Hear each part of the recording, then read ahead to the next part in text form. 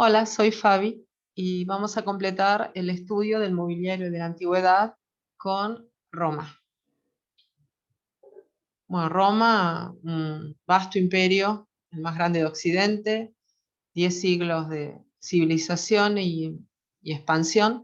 Siempre se nos presentan como aguerridos conquistadores, soldados, generales, pero también fueron brillantes ingenieros. Y tomaron de todos los pueblos conquistados toda su cultura y se la anexaron. En el caso de Grecia, la más importante, sumaron más órdenes clásicos, pedestales, a todo lo ya existente creado por los brillantes griegos. Un montón de emblemas que tenemos romanos tan característicos que se utilizaron después en otras culturas y en otros momentos de la historia de la humanidad. Tenemos, bueno, esfinges aladas, victorias aladas, águilas, símbolos que tienen que ver con la guerra, y también laureles y efigies, liras y abejas también. Hablando de decoración y del mosaicismo, por ejemplo, hoy en día es muy común ver los negocios selectos de pisos, especialmente los que se dedican a la técnica de venecito o del mosaico, este célebre dibujo que tiene que ver con las palomitas bebiendo de la fuente, un clásico romano, que siempre evoca a Roma y que pertenece, por supuesto, a las casas pompeyanas, por ejemplo, a los palacios, a las domus. Y hablando de eso, miren, un caso particular y hasta les diría muy pintoresco, Cave Cane, que significa cuidado con el perro. Esto estaba en el piso de entrada en un vestíbulo de una domus romana en Pompeya. Está, por supuesto. Y realmente es muy, muy evocador y pintoresco esta advertencia de cuidado con el perro. Si les interesa el tema de tanto mosaicos y pintura pompeyana, en este canal está el video correspondiente que después yo se los voy a dejar linkeado. Ahí está el detalle del mosaicismo que hacían los romanos, las teselas, las pequeñas piezas, que según la técnica inclusive actual no debe superar más de 4 centímetros, era irregular, no es regular como la que conseguimos hoy en día en planchas. Y se consigue haciendo estas piezas con mármol, con diferentes piedras, también a veces pasándoles una capa de oro, dorada, ¿no? Para que queden en un color brillante. Ahí se ve, por ejemplo, un detalle de cómo trabajaban el mosaicismo los romanos, en especial el tema de Pompeya. Inclusive no se privaban de claroscuros, de iluminación. ¿A qué se remite eso? Que tiene como sensación de volumen, las palomitas, la fuente, sensación de movimiento del agua. ¿No? Esto integra gran parte de la decoración romana, y aquí tenemos también otro mosaico célebre. Estos mosaicos son originales romanos. Si ustedes se fijan, las venecitas o las pequeñas teselas que le integran están puestas de una manera no en forma reticular, sino que se van adaptando al formato del personaje. Hasta hay venecitas más oscuras que dan las sombras arrojadas, las sombras propias. ¿Por qué digo venecitas? Porque proviene más que nada de la influencia que dio el Imperio Bizantino sobre su extensión occidente, Venecia, y cabe recordar las maravillas que tiene Italia con respecto a esta técnica, ¿no? La Catedral de Cefalú, la Catedral de Monreal, la Catedral de Palermo, Palatina de Palermo, y bueno, la iglesia de San Marcos de Venecia. Este es muy interesante porque se llama el suelo sin barrer, y ya que los romanos van a tomar la Grecia helenística, esto corresponde en realidad a Grecia, a la Grecia del siglo II a.C., y es un suelo hecho mosaico original que se encontró en una residencia de época y que simula lo que queda después del banquete. Todo tirado, aprovecha un ratoncito el momento para poder comer algo de lo que está arrojado, una nuez, por ejemplo, y parece muy interesante y muy pintoresco y simpático. No así tener todo tirado en el suelo, pero parece que los romanos hacían eso. Una vez finalizado el banquete, este es el panorama que se encontraba en el suelo justamente del triclinium, del comedor romano. El andrón era el comedor griego. Bueno, el triclinium va a ser el comedor romano. Aquí tenemos otro mosaico, donde los romanos trabajan mucho el intento de perspectiva, igual no utilizan el método renacentista, pero se ve mucho rebatimiento, intentaciones de fuga y profundidad.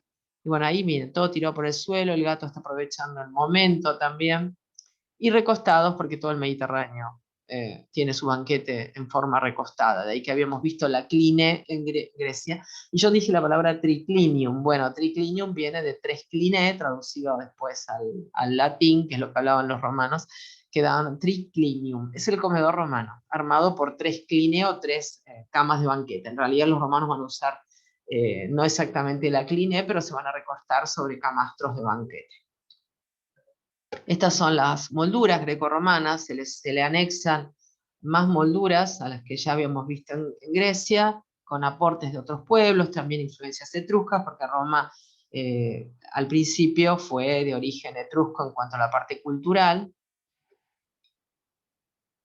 Y el estilo romano, por lo general, es un estilo de opulencia que demuestra el poder de este imperio, aunque ya en la República se habían extendido muchísimo por todo el territorio y habían, justamente en el 146 a.C., habían doblegado a Cartago y de esa manera convirtieron al Mediterráneo, clave para la antigüedad en cuanto a comercio, en el Mare Nostrum, como decían ellos. Bueno, la influencia romana se va a dar en la historia del mueble y la decoración a través de estilos neoclásicos, en especial los más portentosos, como son el Imperio, el Regency, el Biedermeier en parte, la Restauración, que tienen esta visión de Roma como algo muy sólido, con elementos de bronce. En fin, ya vamos a ir viendo cómo es el mueble romano y después les recomiendo, por supuesto, que le den una mirada si quieren, si no me están siguiendo con el mueble. Este mueble, los estilos que mencioné, tanto en todos los videos de estilos franceses como ingleses, y el Biedermeier también.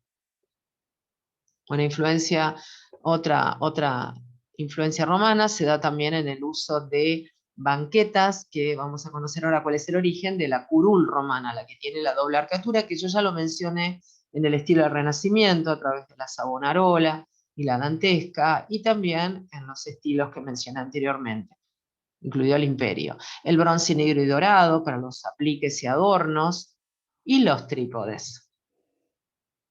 Siempre nos viene a la mente el Coliseo romano, que en realidad es un anfiteatro y se llamaba así porque cerca estaba una estatua colosal de Nerón, entonces quedó Colosseum, pero en realidad es un anfiteatro, es el anfiteatro Flavio, eh, inaugurado en el siglo I de nuestra era.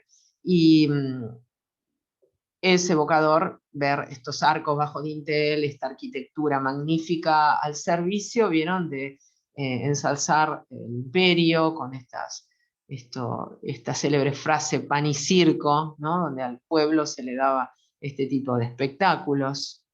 ¿Y por qué lo muestro? Porque si bien la historia del mueble romano no tiene que ver con esto que estoy mostrando, hay alguien hoy en día que en la posmodernidad se le ocurre hacer esto. Este es un Colosseum sofá, aclaro, esto no es de origen romano, los romanos son mucho más elegantes, pero para que vean qué influencia tiene Roma, que a alguien se le ocurre hacer un sofá con la forma evocativa del Coliseo, muy posmoderno este detalle. ¿Por qué digo posmoderno? Porque la posmodernidad siempre hace metáfora de otras épocas. Pero lo básico es tener una domus, como para poder ver dónde están los ambientes. Esto también está mencionado en el video correspondiente a estilos pompeyanos. Y la domus es la casa suburbana, tanto de ciudad como de campo. Si es mucho más grande, ya es una casa de campo. La ínsula es la casa de pisos, tipo departamentos en las ciudades, y después está, vieron, la Villa Imperial, el Palacio Imperial. Entonces nos compete más mirar la domus, que es la casa para el pueblo, tanto de mayor riqueza como menor riqueza, si es más grande, más chica, si tiene dos patios.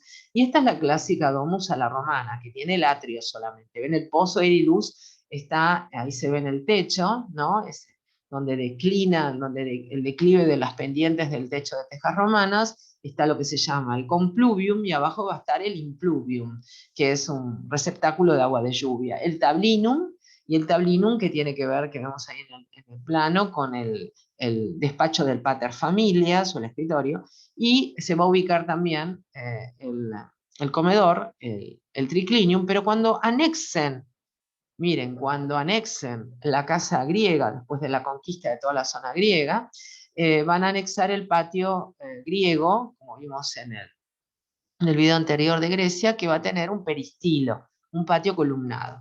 Entonces, por un lado, el 4, este es el número 4, el impluvium, y el número 12 es otro estanque, pero dentro del patio con peristilo. No necesariamente el patio con peristilo debe tener siempre un estanque, puede tener un jardín huerto. Lo que sí siempre tiene un pequeño estanque es el patio del atrium, obviamente, el que tiene el impluvium. Siempre es así. Entonces es una casa romana extendida. Y por supuesto, el eje está en el centro, partida al medio, lo que después da origen en las tierras sudamericanas, después de la colonia, en lo que llamamos casa chorizo. Así la llamamos acá en la Argentina. Esta es otra domus, ven, para que vean qué importancia tienen estos patios de aire y luz y dónde estaría el triclinium. Y de ser posible, atrás en el patio a la griega, en el patio con peristilo como habitación de importancia. Ahí tenemos otra perspectiva para que vean la domus romana, y habla también de una exedra, una extensión, habla también de el compluvium, el atrium, el vestibulum, ¿no? Y acá atrás, ven, detrás del peristilo estaría el comedor, de ser ubicado ahí.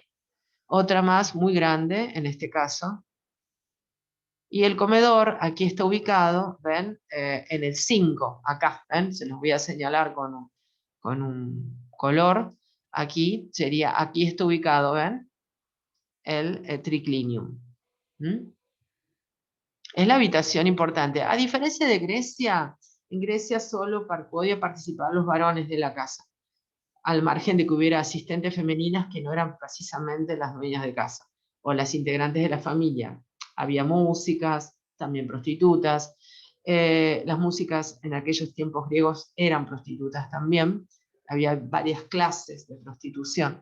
Y en caso de Roma no, puede asistir, salvo que sea un evento de tipo orgiástico, asiste la familia al comedor, si bien comían durante el día en la cocina los niños con la madre, de noche se hacía el banquete o la comida diaria en el triclinio.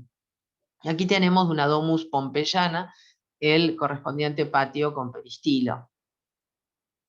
En este caso lleva un jardín y tiene, acuérdense que el que lleva siempre el impluvium es el atrio, el estanque con agua. Este no. Y atrás las pinturas pompeyanas correspondientes. Este es el Vesubio, que da origen a que Pompeya quede sepultada por siglos bajo cenizas y se conserve en excelente estado, por lo menos la estructura de las viviendas y muchos de los enseres de las mismas. No solo Pompeya, también Herculano sufrió esta catástrofe natural que acaeció en el siglo I después de Cristo, alrededor del año 70 después de Cristo. Esa es Pompeya, sus espacios abiertos. Esto está mejor destacado en el link que les voy a dejar de pintura pompeyana. Simplemente es a modo introductorio para poder introducirnos como visitantes a estas viviendas, a estas domus, y ver cómo se decoraba y qué tipo de mobiliario la integraba, que es donde queda, porque el resto de Roma, vieron, fue transformada o destruida o saqueada, y esto quedó intacto prácticamente durante siglos hasta su redescubrimiento en el siglo XVIII. Y a partir de ahí su elaboración y estudio arqueológico y conservación. Esta es una calle, eran excelentes ingenieros viales los romanos. Esto que ven que se conoce como los vaciados de Pompeya, no es que la gente quedó así porque fue cubierta por la lava de la erupción del volcán. No, no hubiera quedado nada porque es roca ígnea, sino que esto es una persona que falleció en su momento asfixiada por los gases que expulsaba el volcán en esta tragedia tan tremenda, y con el tiempo sus cadáveres se disolvieron, y en el siglo XX en esos huecos se inyectó resina y aparecieron las formas tal cual en el momento de su muerte. Ahí se ve, hay niños también, animales, mascotas. dramática la situación. Eso, les repito, está más explicado en ese video correspondiente. Vayamos a ver el mobiliario, porque va a heredar el mobiliario griego, la clismos, por supuesto, pero va también a sumarle otro. Va a sumarle, vieron, un montón de tronos diferentes, mesitas, trípodes, porque estaban en campaña permanentemente. Y los generales que iban en carromatos, a diferencia de los pobres soldados que iban a pie con lo que tenían encima, se llevaba mobiliario también. Así que Roma va a tener dos tipos de niveles de mobiliario, un nivel muy lujoso y un nivel práctico, muy acomodado al ejército, también al desplazamiento. Aparte, los romanos en esas casas pompeyanas no tenían la costumbre de tener los muebles expuestos, decorados como nosotros. Lo guardaban en diferentes eh, eh, nichos en la pared o desmembraban todo y lo volvían a armar. Para los romanos nuestras casas hubieran sido como depósitos, al verlas todas armadas permanentemente. Bueno, ahí se puede ver que trabajan en torneado, dado que tiene un imperio muy vasto, ya iniciado con la República, esta conquista de todos los territorios anexos, es que van a recibir influencias de todos lados. Van a tener diferentes materiales, diferentes influencias, materiales de todo el imperio, maderas, piedras, mármoles, bronce. Y bueno, ahí es porque tenemos esta variedad tan grande. Empecemos por una banqueta, y si ya habíamos visto que en Grecia el Bifrost tiene apenas un torneado, en Roma se especializan por un torneado, balaustre, que combina discos, unas formas de forma de campana, ¿no? Unas campanitas, unos anillos, y abajo unas bases en forma así prismáticas, pero en formas de trapecios, volúmenes de trapecios. También van a tener el tema del cuello de cisne, cabezas animales, animales fantásticos, y van a terminar el asiento combinando, fíjense, la pata con una especie de botón arriba o tapa que va a destacarse del tapizado. Bueno, bancos pueden ser de mármoles, especialmente en el tema del Palacio Imperial, todos tallados con todo el repertorio decorativo grecolatino y también de otros territorios, de otras culturas, también orientales. Y aquí vemos la gran estrella romana en cuanto a mueble que va a tener trascendencia, como ya dijimos más adelante, es la curul, que era la banqueta que usaba, o el banquito o el escabel que usaban los senadores, y lo llevaban al Senado, este banquito. La curul, que tiene como de una doble arcatura, ahí se ve. Esta es una curul moderna, que es lo que hoy nos inspira a creer que estos muebles de hierro patinado. Nosotros trabajamos el hierro porque tenemos acerías, pero en aquellos tiempos el hierro era patrimonio solo de la forja, del taller de la forja, y se hacían en bronce los muebles. Hoy en día serían más costosos hacerlo en bronce que en hierro. Y estos muebles que hoy llamamos de hierro patinado, que se inspiran también en el directorio a su vez se inspira en lo romano, en lo pompeyano, y yo ya lo comenté en el capítulo del directorio francés, tienen un formato muy simple, porque eran para usarlo en el Senado, eran llevados a veces por los esclavos, estos bancos, para que el senador se sentase, su amo se sentase, y eran prácticos. Esta es una versión más moderna, más estilizada, más simplificada. En cambio, tenemos versiones más sofisticadas como esta, que tiene ya hasta un animal print, esto es actual, pero que remite un poco al gusto imperio, ¿no? Donde se le agregan bronces, porque el imperio, justamente como el estilo durante la época napoleónica, se basa en el mueble romano, especialmente en el pompeyano, porque ya viene del directorio que se basa en el mueble pompeyano. Este sería otro modelo, ¿ven? La madera ennegrecida y bronce dorado, lo que llamamos el ormolu, porque tiene un baño de oro, este bronce, con garras y con colores potentes como el rojo y el dorado.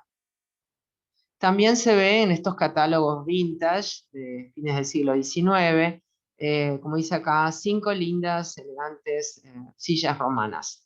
Y todas se basan, ¿ven?, en el modelo de la curul, pero a su vez transformada en el Renacimiento, en la Savonarola y la dantesca. Esto está pensando en la dantesca. Les recomiendo ver el capítulo de Renacimiento. Entonces, la dantesca deriva de la curul y siempre va a estar de moda. Pero el origen es la curul, que es una banqueta. Ahora ahí tienen otra que está hecha en madera con el mismo formato del original romano. Ah, y aparte, un detalle. Tiene abejita napoleónica bordada en oro en el terciopelo. Las abejas son un símbolo real. Si les interesa el tema abejas, en este canal está la conferencia que di, Abejas del Arte. Muy interesante la iconografía de este bello insecto tan importante para la supervivencia del planeta. Bueno, ahí tienen la silla dantesca, que se diferencia de la Savonarola, pues la Savonarola es plegable y tiene barbillas, pero esta no pertenece a Roma, pertenece al Renacimiento. ¿Y deriva de qué? De la curul. Y esta es la Savonarola, que es plegable y también deriva de la curul. Es para hacérselos recordar. A nosotros nos interesa la curul. También la influencia en el directorio, que esto también se ve en el capítulo correspondiente. Bueno, entonces volviendo a ver para que nos quede fijo cómo es la curul romana, qué deriva en todos estos modelos y qué importancia que tienen. Ahí tienen la curul romana. En modelo original, se guardó grabados y dibujos de lo que ha quedado como a nivel de antigüedad. Bueno, ahora sí vamos a conocer otro tipo de mueble. Recuerden que los tipos son de qué se trata el mueble y después está el estilo. En este caso estamos trabajando el estilo romano y los tipos son si son camas, sillas, sillón. Bueno, conozcamos a una cama que se llama Bisellium, o en realidad no es una cama, a veces se le atribuye que era también una cama, en realidad es una banqueta doble. Se utilizaba mucho en las termas, en los domos, por supuesto también en el palacio, y que en realidad va a derivar después la cama de dormir y quitarle uno de los extremos y va a tener solamente cabecera. Acá es como una cabecera piecera o podía ser dos apoyabrazos y nos hace recordar a la sultana. En realidad es el Bisellium, entonces un sillón para dos, cuya característica es una estructura de madera con apliques en bronce, que tiene patas torneadas con esta característica, estas especies de campanas con estípites y anillos, unida con travesaños paralelos en cada extremo, y lleva arriba una cabecera, y en este caso, o piecera, o dos apoyabrazos en forma de cuello de cisne. ¿Qué es el cuello de cisne? Se los voy a señalar acá en rojo. El cuello de cisne sería esto, ¿ven? Esto que también lo mencioné en la Reina Ana. El cuello de cisne entonces es este formato, que si lo hago en 3 dimensiones, se me transforma en una forma muy cómoda para apoyar un almohadón acá de tipo rodillo. No un almohadón, ven, de tipo rodillo y poder descansar más cómodo o apoyarme si estoy ahí relajado y sentado como se sentaban estos romanos que se recostaban siempre. Entonces, con cuello de cisne, el Bisellium es como se los identifica también. Es madera y tiene como 2 tapas de metal de bronce. El suelo, bueno, un excelente piso de mosaico romano. Bisellium, palabra en latín. Este es otro Bisellium, ven, con decorados. Atención, miren bien los balaustres, son muy característicos de Roma. Y esto se reedita hoy en día también, inclusive en los estilos como neoclásicos, como en el Adam y demás. Siempre está la reedición de esto. Ahí se ve bien de cerca Bisellium y escabel. Ya saben, escabel, genéricamente en la historia del mueble, es taburete, banquito o apoyapiés. En este caso particular es apoyapiés. Ahí está el cuello de cisne para que vean las tapas que están integrados en madera. La cama no tiene no tiene una parrilla de elásticos ni tablitas de madera, sino que es una superficie toda de madera y se le colocan estos extremos. Ahí se ven en el museo cómo son. Y esto sería un camastro común, y este tiene como flejes, ven, de cobre, de bronce, se ve porque está oxidado en verde, y perteneció a los etruscos. Es el origen de todo esto, es una cama etrusca. Los etruscos son los primeros pobladores de la península itálica. Ya a partir del 700 ya están establecidos y se funda la ciudad de Roma por la mítica leyenda de Rómulo y Remo, que supuestamente eran etruscos, y los romanos entran por el norte, venían de la zona más árida, del Valle Río Indo, y se van integrando, tanto genéticamente como culturalmente, y hasta que los etruscos después caen como reino, los reyes tarquinios son destituidos a partir del 500 y Roma toma la hegemonía. Y el lecho etrusco, este es muy famoso, es el lecho de Cerveteri. Cerveteri es una necrópolis muy famosa, etrusca, en la península itálica, y se puede ver que es de terracota, y siempre se los representaba a los difuntos, o a un difunto, el otro era el esposo que acompañaba, en actitud de banquete. Acá se ha perdido, pero tiene en la mano como sosteniendo algo, se sostenía un huevo, que es símbolo de la eternidad, al igual que la piña. es así. Y en este caso también se lo puede tomar como una referencia de cómo era un camastro de banquete, una cline de banquete, como dirían los griegos, etrusca, y parece mucho una cline griega, nada más que le faltan los estípites, y en este caso particular se lo toma de arranque para el romano. Ahí está el sarcófago etrusco en cuestión en el museo, es de terracota. Y ahí tenemos lo que sí llamamos para Roma el camastro, no de banquete, sino la cama, el lectus. Medio que lo dice el nombre, ¿no? El lecho para dormir, el lectus. ¿Qué vimos hasta ahora? La curul, el viselium y el lectus. Y el lectus es como una viselium con solamente un costado. Esa sería la definición de un punto de vista formal y descriptivo, ¿no? Entonces es el lectus para dormir, ahí se lo ve. Si yo le agrego otro similar del otro lado, otro apoyabrazos, otra cabecera, con este formato cuello de cisne lo transformo en el biselio, que era un poco más bajo, tal vez. Y ahí se ve un lectus actual, recreado. Hay mucho gusto por lo romano y se lo reedita, más allá de todas las influencias que hay en otros estilos. Y esto está en un museo, el mobiliario de un dormitorio completo, muy escueto todo, tendría un brasero para poder calefaccionarse en invierno. También tenemos ahí un candelabro para colgar los candiles de aceite de oliva que quemaban, una ánfora con un pie y el lectus. No sufrían problemas de intoxicación con monóxido porque no usaban puerta en las casas, solo colgaban las colgaduras, solo la puerta de entrada tenía una puerta, así una puerta sólida, ¿no? Y ahí se ve un dormitorio romano así recreado en un museo. En este caso están tomando, al igual que el Viselium, dos extremos, pero bueno, es lo mismo, le quitan uno si quieren.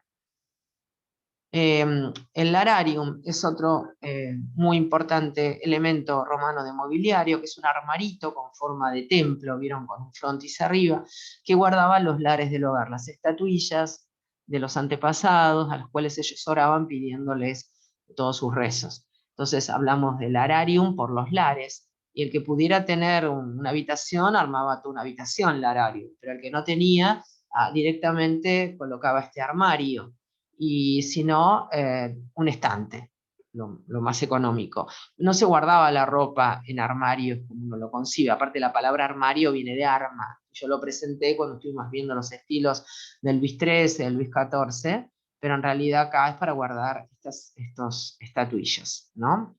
Eran muy religiosos los romanos. Y en este caso particular, la ropa se guardaría en ese cofre que ven ahí adelante. Si le sumaríamos ese detalle a la habitación, si la queremos complementar, un larario y un cofre viene bien. Igual vivían en la calle los romanos, las habitaciones, las cubículas, por eso se dice dentro de la habitación, de las casas romanas, era tan chiquito que la gente vivía en la calle, ni hablar en las ínsulas, solamente el emperador y su corte podían tener ambientes grandes. Bueno, vamos a conocer algo que también yo mencioné en el Renacimiento y que Francia lo toma como tal, el Renacimiento, que es el trapezóforo.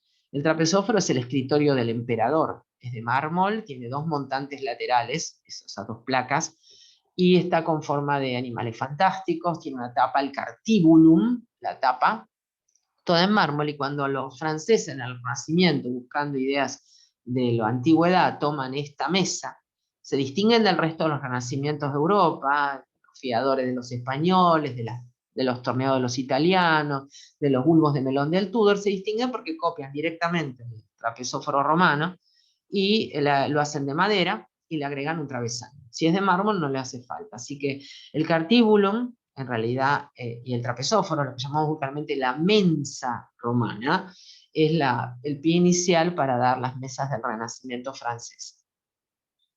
En la película Gladiador, famosa película, fue un éxito a partir del 2000, se presentan escenas con este mobiliario. Así que se las recomiendo. Bueno, ahí ven, por ejemplo, en Campaña, él con su emperador ahí conversando en tienda de campaña. Miren cuál era la tienda de campaña. Se llevan los muebles y se puede ver que llevaban bustos, pedestales.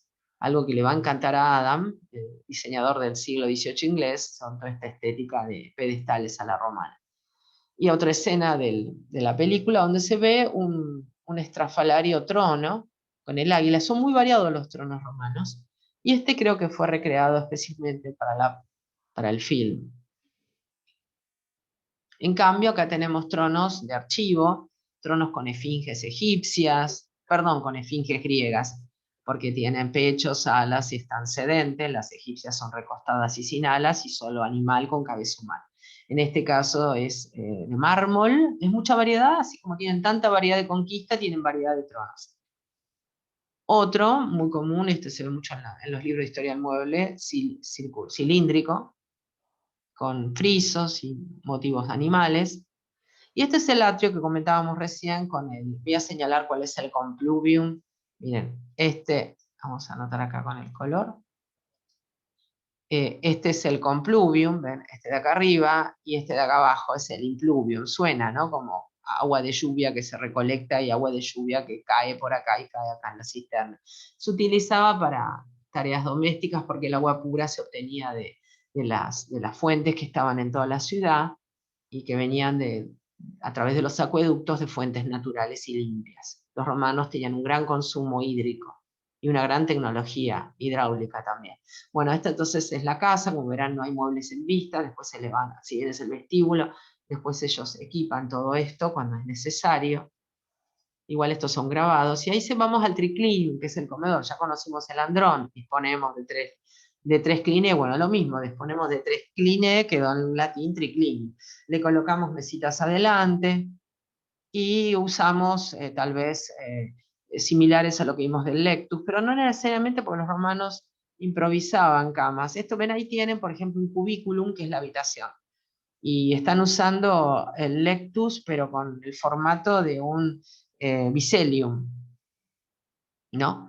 Y ahí está uno de los estilos de la pintura pompeyana, el cuarto.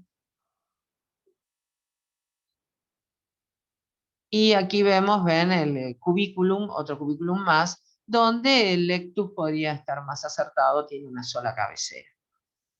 Estos están todos recreados. Se acompaña con luminarias, se combustionaba aceite de oliva, la iluminación era muy escasa, y se necesitaba tener de este tipo de candelabros y candeleros. Y también de estas lámparas manuales, como las que ven en la más chiquitita. Ahí tienen un candil, ¿no? Este es original, de terracota. Y esta es una escena bucólica o idílica que se plantean los artistas del siglo XIX, los victorianos, entre ellos Jérôme, Almatadema. Son estas visiones sobre el mundo antiguo, que hacían las delicias del público victoriano y hoy todavía se consiguen en las casas de cuadros que en todo en todo el archivo de láminas que tienen. Y ahí se está mostrando, ven, todo el mobiliario con los torneados. También aquí seguimos con, estos son cuadros de la época del academicismo, siglo XIX, pero muy fidedignos en cuanto al tratamiento de ambientes, con muchos pliegues.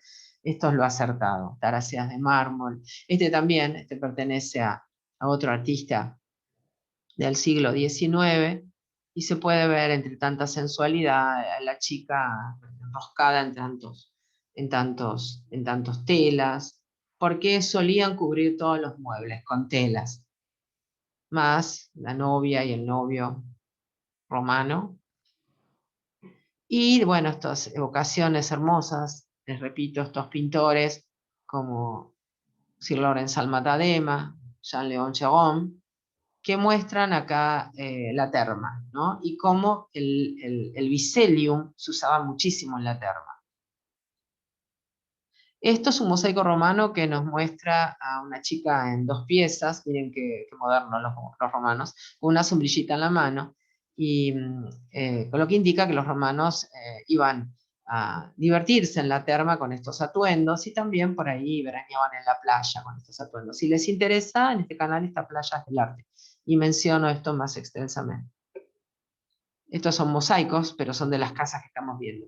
Y en el triclinio, miren, acá tienen el triclinio, pero no está equipado con el mobiliario, porque hoy en día es un lugar de visita histórico, arqueológico, la famosa Villa de los Misterios. Cuando la domus se convierte en algo muy importante, es de gran tamaño y rica, se llama villas, a la villa, que después derivan las famosas villas toscanas del Renacimiento, las villas de Palladio. Bueno, estas son romanas de la antigüedad, y fíjense, las pinturas, estas pertenecen al tercer estilo, con fondo rojo, el rojo pompeyano, y esto era el comedor, con esos colores que hoy en día nos harían atragantar la comida, porque son colores muy fuertes, son los colores de la guerra, el negro del acero, el rojo de la sangre, y ellos encima se iluminaban con esta iluminación tan escasa.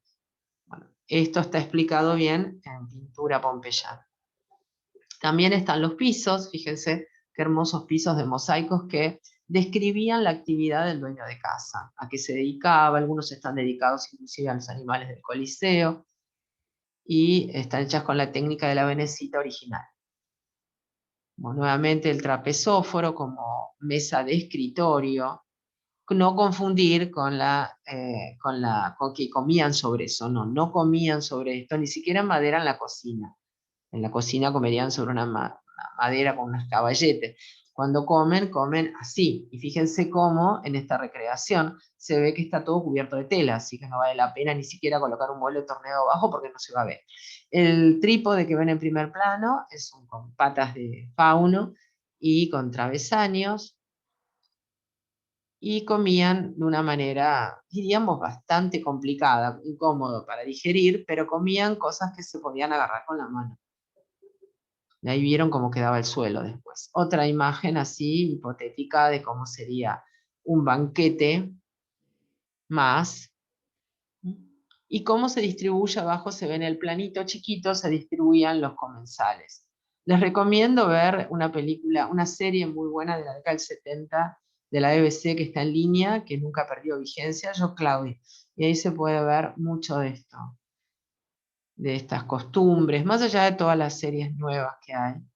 Esa es altamente recomendable. Si después, en todo caso, si la encuentro, se las coloco abajo en un link. Dentro de YouTube está. Miren qué bueno, acá se puede ver cómo hay danzarines, músicos, cómo se dispone en tres también las mesas de asistencia, y cómo comían, vieron, panza abajo, mientras charlaban. Y hay unos trípodes, como braseros y candeleros.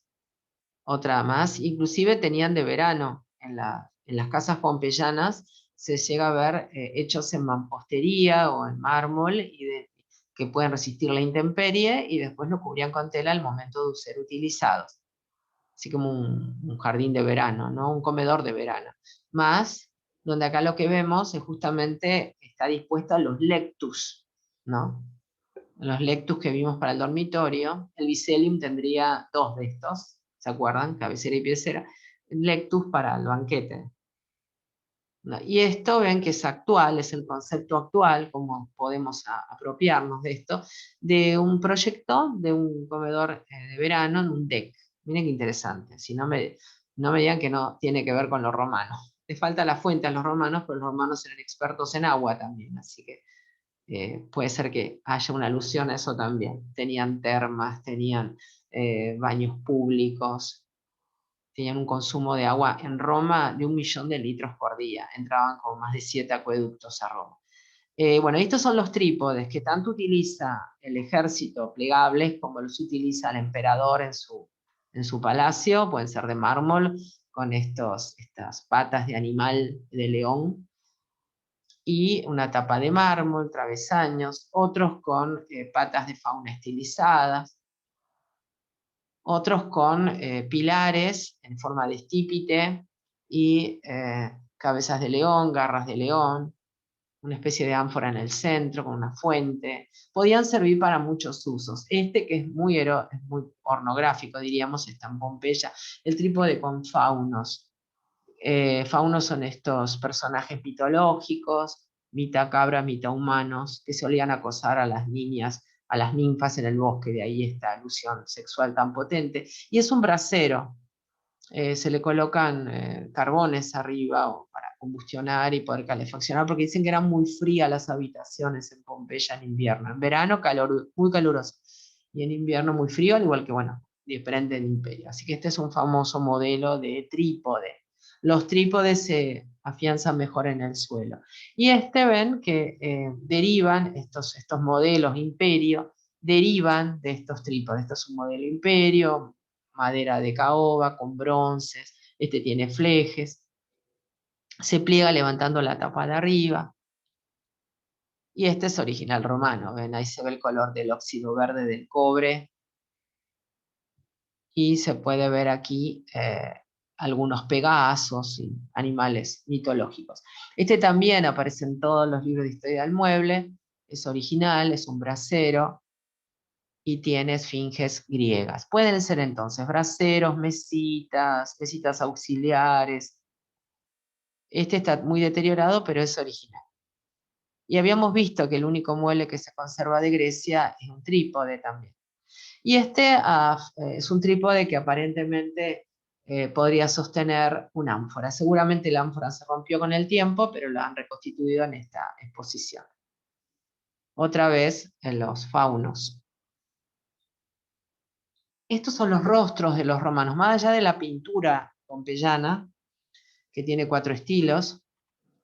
Hay retratos de ellos. Y ese es un retrato, el de la izquierda, obtenido en Pompeya, son los rostros de estos pompeyanos, de corte mediterráneo, vieron, de piel atizada, cabello oscuro.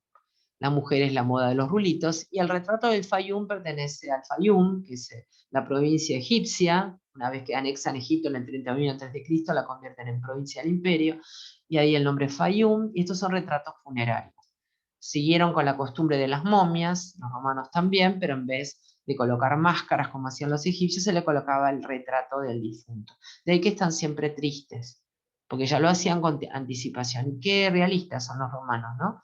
Porque muestran al personaje tal cual es. No lo idealizan como los griegos. Y es después en todo caso, repasen mejor en el capítulo, en el video correspondiente, se los presento. Primer estilo pompeyano, el de los recuadros imitando mármoles, como taraceas de mármoles, el primero dentro de la cronología. El segundo estilo pompeyano, que es el de las calles en perspectiva y jardines. Y el tercer estilo, que es el que más se asocia a lo que estábamos viendo, es el de los personajes, tanto dioses como humanos comunes, en actitud de banquete. De ahí que es la decoración preferida en un triclinio. Ahí bien otro modelo donde se ven muebles también, estos reales, pintura al fresco. Y el cuarto estilo, que tiene un subestilo también dentro del mismo, que es el más fantasioso, el más popularizado, el que aparecía también en restos de palacios que aún perviven, fuera de Pompeya y fuera del Herculano, que es el que tiene fondo negro o fondo rojo pompeyano, con candelabros y también con personajes míticos y fantásticos y arquitectura fantasiosa. Ese es el cuarto estilo. Ahí está el cuarto estilo, puede venir fondo negro, fondo rojo pompeyano. Y el cuarto estilo pompeyano, que se da solamente en una residencia, que es el de los amorcillos, es una franja, un friso que está en el triclinium, que tiene no más de 1 metro de altura, que tiene que ver con los amorcillos que son, trabajan, miren, me parece que en Pompeya hacen alusión de que a todo el mundo trabajaba, hasta los personajes divinos, ¿no? Bueno, amorcillos trabajando de perfumistas, viñateros, siempre trabajo fino, ¿no? Y joyeros. Pero es el único caso, que después lo va a tomar Adam. Por eso esto lo ven en el capítulo, en el video de estilos pompeyanos, y en Adam también, en el capítulo de Adam también lo menciona. Ahí está el cuarto estilo de amorcillos. Son los cupidos en realidad. Ahí están trabajando de joyeros. Es un friso que recorre. Bueno, el cuarto estilo recreado de manera computacional, para que vean cómo es, fondo negro o fondo rojo, es el más fantasioso. Y esta es la influencia romana que da, hablando de Adam, la Science House de Adam, donde yo la destacamos bien en el capítulo correspondiente del estilo Adam, pero acá se las presento, donde el gusto por lo pompeyano es muy, muy claro, también por gladiadores. Adam pertenece al siglo XVIII, es un estilo neoclásico inglés.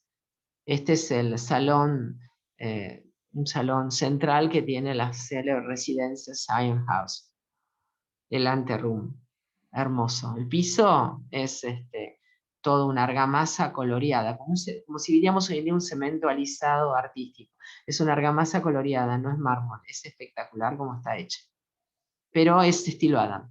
Quiero aclarar que no voy a dedicarle un capítulo, no lo vamos a ver a Oriente porque no queda nada del mobiliario oriental, y me remito no a China, sino al Próximo Oriente, así como le llamamos en arte Oriente, Mesopotamia asiática, Siria y Persia, Caldea y Babilonia, y nos ha quedado estos relieves. Lo único que nos ha quedado diciendo que los asirios, por lo menos, que nos muestran sus muebles, tenían balaustres y unos pies cónicos, como unos estípites cónicos bastante voluminosos, y alguna talla. Es lo único que tenemos de referencia del mueble oriental. El resto no nos queda nada.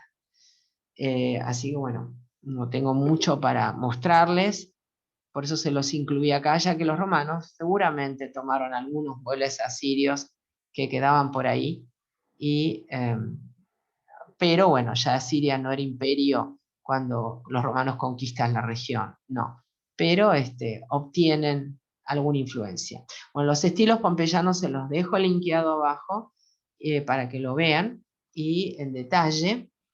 Y también si encuentro la serie Yo Claudio, también se las dejo linkeada porque es excelente, y aparte ustedes pueden prestarle atención a todo el mobiliario que estuvimos viendo. Recuerden, trípodes, biselium, curul, el lectus, el triclinium, ¿no? Y el trapezóforo. ¿Bien? Bueno, vamos a quedarnos con esta imagen de triclinium y los veo en el próximo video. Aquí se completa la historia del mueble antiguo y los invito a ver el resto de los capítulos de la historia del mueble. Muchas gracias.